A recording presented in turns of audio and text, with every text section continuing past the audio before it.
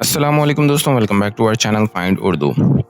Striated striated का मतलब है धरीदार, लकीरों वाला।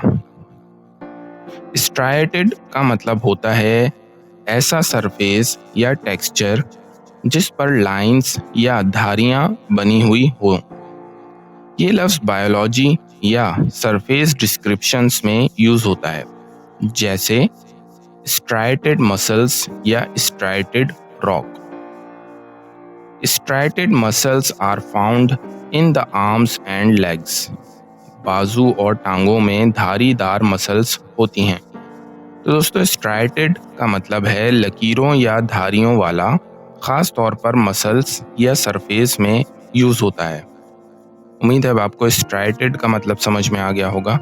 मिलते हैं नेक्स्ट वीडियो में। शुक्रिया।